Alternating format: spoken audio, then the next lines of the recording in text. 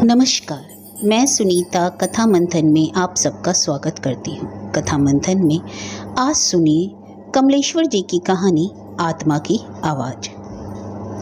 मैं अपना काम ख़त्म करके वापस घर आ गया था। घर में कोई पर्दा करने वाला तो नहीं था, पर बड़ी झिझक लग रही थी। गोपाल दूर के रिश्ते से बड़ा भाई होता है, पर मेरे लिए तो वह मित्र के रूप में अधिक निकट था। आंगन में चारपाई पड़ी थी, उसी पर बैठ गया। भाभी खामोश सी चौके में बैठी थी। चूल्हे की आग मंझा गई थी।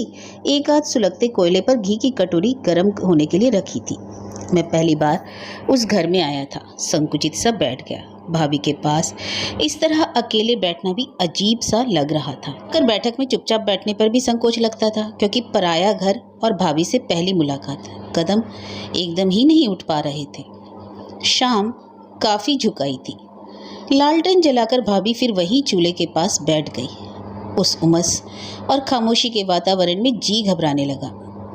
आंगन में बंधे तार पर पड़े कपड़ों की सलवटों में अंधेरा भरता जा रहा था और जलती लालटेन का पीला पीला बीमार सा थकन भरा प्रकाश, और उसके सामने पड़ने वाली वस्तुओं की फैली हुई लंबी लंबी छायाएं। घुटन सी महसूस करते हुए बहुत झिझकते झिझकते कई बार कोशिश करने के बाद एक बार आवाज़ फूटी पड़ी, क्या गोपाल भैया देर से आते हैं? हाँ, अक्सर देर ही हो जाती है। वैसे ही बैठी भाभी ने निर्लिप्त भाव से कह दिया। मैं खामोश हो गया। अब और कोई प्रश्न भी नहीं था। निदान चौके की तरफ ताकता रहा। चौके की छत को टिकाए रखने वाले दोनों खंभों की चौड़ी काली काली छायाएं फर्श पर पड़कर फिर भीतर दीवार की कालीक में गुम हो गई थी, और उनके बीच में दबी सकुची सी भाभी बैठी थी। बड़ी थाली में आटे और पानी का घोल तैर रहा था।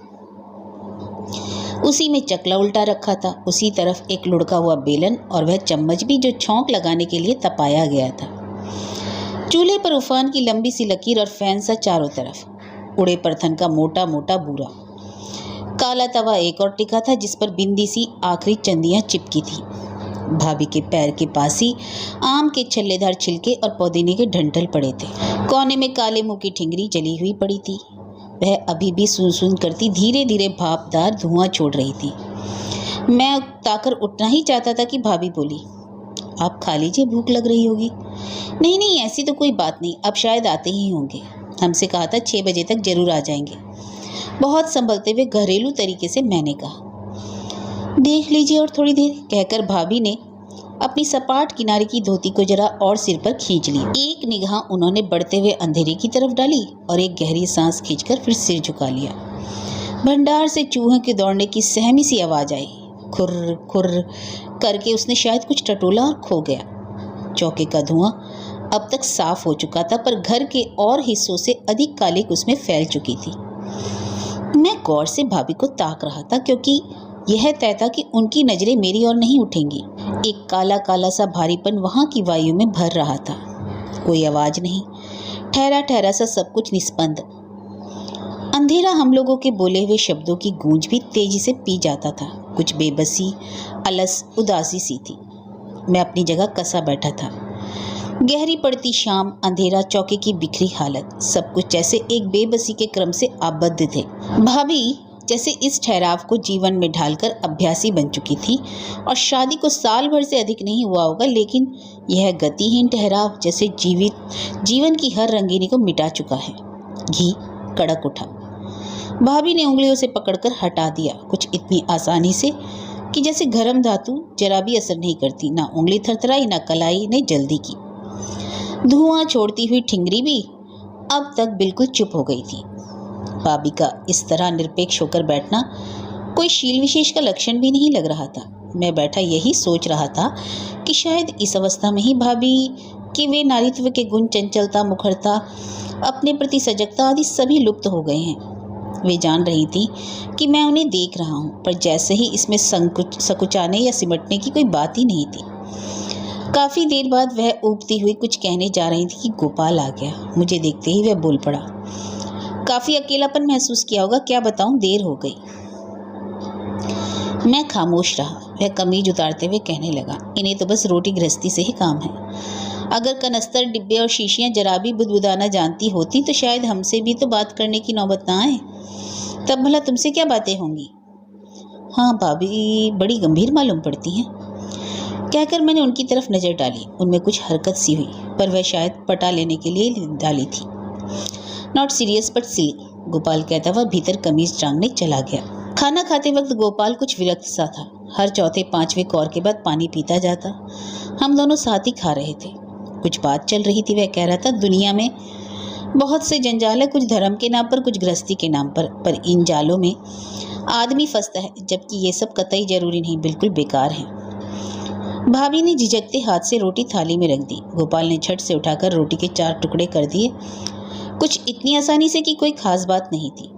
अरे टुकड़े करने की क्या जरूरत है, गरम तो नहीं, मैं लखनऊ का भी नहीं जो इतना तकल्लुफ बरत रहे हो, मैंने गोपाल से कहा, क्योंकि रोटी तोड़ने में मुझे कठिनाई नहीं थी। बात फिर चल निकली। रोटी आई, गोपाल ने तोड़कर कौर बना डाली। मैंने उसके तकल्लुफ पर मुस्कुरा भर दिया।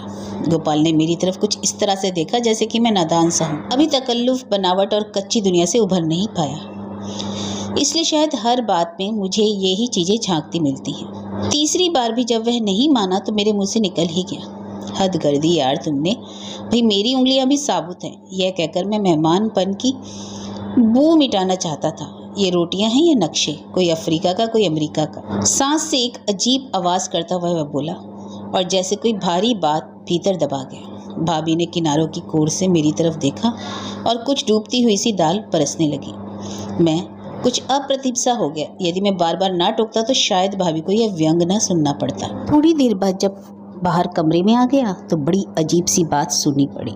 शायद बगल वाले कमरे में ही गोपाल था। काफ़ी साफ सुनाई पड़ रहा था। वह कह रहा था, मैं पानी की तरह रुपया बहाकर घर को ठीक रखना चाहता हूँ। अरे और कुछ नहीं तो आज एक नया ढंग पेश किया तुमने। इसी तरह की शर्मिंदगी मुझे हमेशा उठानी पड़ती है और तुम अपने तौर तरीकों से बाज नहीं आती। भाभी ने शायद कुछ कहा था। तुम्हारी इतनी मजाल, रोटियां गल गई, गोपाल ने तैश में कहा। शायद भाभी फिर भी कुछ बोली थी और फिर एक चटाक की आवाज़ और गोपाल का गूंजता स्वर। यही चाहती थी ना, मैं सोचता था कौन हाथ छोड़े, नहीं समझ में आता, और फिर हर बात का मुंह पर जवाब। बड़ी गंभीर बनी फिरती है। मैं सकपका सा गया। भीतर जाना भी ठीक नहीं था, उन दोनों के बीच में पड़ना कहाँ तक ठीक था, पर मेरी सांस घुट रही थी। आत्मग्लानि से मेरा शरीर जल रहा था। यह सब मेरी वजह से हुआ। उफ, उस रोटी के लिए 3 बार टोक देना सारे फसाद की जड़ बन गया। मैंने सोचा कि गोपाल को आवाज़ ही दे दूं, पर यह तो भाभी की इज्जत के लिए और भी बुरा होगा, और कुछ बोल नहीं पाया। खामोशी से उतरकर बाहर चला गया। दूसरे दिन जब विदा होने लगा तो जी में आया कि गोपाल से उसके वहशीपन के बारे में कुछ कह दूं, पर हिम्मत नहीं हुई। बाहर निकलने लगा तो दूर से ही मैंने कहा, भाभी जी नमस्ते। भाभी की 2 करुणाद्र आंखें उठी मेरी और नज़र भर ताका, जैसे कुछ याद हो आया, और पलकें झुक गई, मानो सब व्यर्थ है। नीची नज़र किए ही उन्होंने नमस्ते की। मैं सकुचा गया, गाड़ी में बैठ गया। वे ही बातें मन को भारी किए हुई थी। टेढ़ी रोटी वाली बात, उस पर इतना तुमार, गोपाल का मारना, भाभी की पनीली आंखें, नज़र का मिलना, उमड़ता हुआ सैलाब, पलकों का झुकना, बेबस से उठे हुए हाथ, सब कुछ ठहरा ठहरा सा। भाभी का बैठना, उनका खामोश रहना, कोई गति नहीं, जीवन की थिरकन नहीं, उल्लास, खींच, विद्रोह, घृणा, प्यार, कुछ भी नहीं। आखिर कैसे जीती हैं वे। घर आते आते उदासी दूर होती गई। कमरे का ताला खोला, पहली नज़र आए हुए पत्रों पर पड़ी, जिन्हें डाकिया दरवाजे की दराज से डाल जाता है। एक लिफाफे पर नज़र उलझकर रह गई। यह पत्र अवश्य ही विनती का था, ऐसा मुझे विश्वास हो गया। विनती, आखिर आज मैं तुम्हें याद आ ही गया। 2 साल बाद कुछ दर्द सा उठा। पत्र खोलकर पढ़ने लगा। लिखा था, प्रिय राजू, आज अचानक बहुत दिनों बाद तुम्हें यह पत्र लिखने बैठी हूँ। हृदय में 1000 शंकाएं उठती हैं कि क्या इस हालत में होते हुए भी मुझे ऐसा करना चाहिए, पर इसमें कोई अजीब बात नहीं। हर जगह जंजीरें भी हैं और सतीत्व की आडंबरपूर्ण दीवारें भी, पर जंजीर की हर कड़ी में जोड़ की दरार है और हर दीवार में संधि भी। यदि मैं इतना साहस कर रही हूँ तो कोई बड़ी बात भी नहीं। इस घर में इतनी आज़ादी तो है ही। आज सहसा तुम याद आए। वास्तव में शादी के बाद लड़की के जीवन में महान परिवर्तन होता है। विवाह के बाद पुरुष को रहन सहन का कुछ ढंग बदलना ही पड़ता है, पर लड़कियों की तो पूरी आत्मा बदल जाती है। यह मेरा स्वयं का अनुभव है। मैंने अपनी आत्मा को बदलने की चेष्टा की है। एक कीमती आत्मा की हत्या भी इसलिए की कि वह तुमसे प्यार करती थी। जब मैंने इस नए घर में कदम रखा था तो यही सोचकर कि मेरी आत्मा सदैव के लिए तुम्हारे पास है, शरीर इस नए घर का है। लेकिन बहुत ईमानदारी से कहूँ, बुरा मत मानना, कुछ दिनों बाद मेरी पसलियों की काया में कुछ नरम स्पर्श सा महसूस होने लगा। आत्मा का स्पंदन होने लगा और तभी से इस घर के सुख दुख मुझे सताने लगे। मुझे तुम्हारी उदारता पर विश्वास है, इसलिए लिख रही हूँ। मेरी कही हुई बात की ईमानदारी को यदि तुमने ना समझा तो मेरे साथ अन्याय करोगे। सच यह है कि मैं तुम्हें भूलने लगी थी और अब भी बहुत याद नहीं करती। अब मुझे लगता है कि मेरी आत्मा पूर्णतः मेरे अधिकार में है, यह तुम्हारे पास नहीं। इसका एक बहुत बड़ा कारण है, मैं यहाँ बहुत सुखी हूँ। सारे आराम हैं यहाँ पर। मेरी माँ और पापा का अरमान कि उनकी इकलौती लड़की का रिश्ता किसी ऊंचे घर में हो, पूरा हो ही गया। इससे भी मुझे बहुत संतोष मिलता है। शादी होने से पहले मुझे तुम्हारा मोह था, तुम्हारी जिंदगी के रूप के प्रति लगाव था। तुमसे दूर होने की सोचकर मैं घबरा जाती थी। तब तुम मेरे लिए सब कुछ थे। तुम मेरे चारों ओर थे, हर तरफ थे, हर सांस में थे। पर अब यह सब एक मुलम्मे की तरह उतर चुका है। यहाँ इज्जत भी है, शान भी, आराम भी और पैसा भी।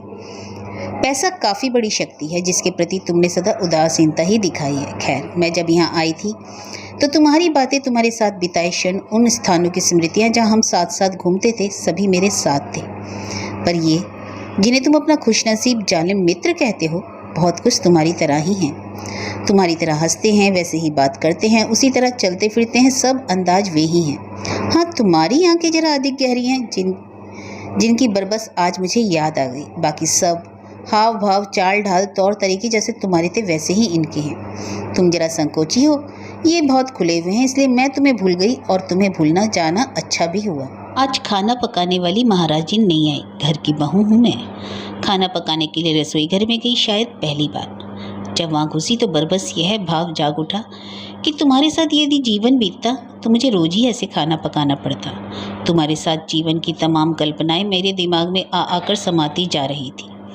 मुझे इस तरह रहना पड़ता, मैं यह करती, वह करती और शाम को तुम्हारे आने की राह देखती। बीच बीच में आकर छेड़ते, कभी दाल में पानी ज़्यादा बताते, कभी रसोई घर में गर्मी से परेशान देखकर मुझे बाहर ले जाते। मेरी हालत अजीब सी हो रही थी। तुम्हारी हर बात याद आने लगी। अकेले ही रोटी बनाने बैठी, लगा कि जैसे तुम अभी छेड़ने आ रहे हो। तुम मेरी आंखों के सामने पूरी तरह से उभरे हुए थे। मेरी हर सांस में तुम बस गए थे, मेरे चारों ओर तुम थे। तुम्हारे पैरों की आहट हर तरफ से आ रही थी और मेरी हर रोटी टेढ़ी हो जाती थी। सच कहती हूँ, हर गोल बनती रोटी अपने आप टेढ़ी होकर बदशक्ल हो जाती। यह सब मुझे अपना सा लग रहा था, जैसे पुरानी आत्मा अपने पुराने रूप में मुझे वापस मिल गई हो। खाते वक्त उन्होंने हंसते हुए कहा, वह यह किसी खास जगह की रोटियों का नमूना है शायद।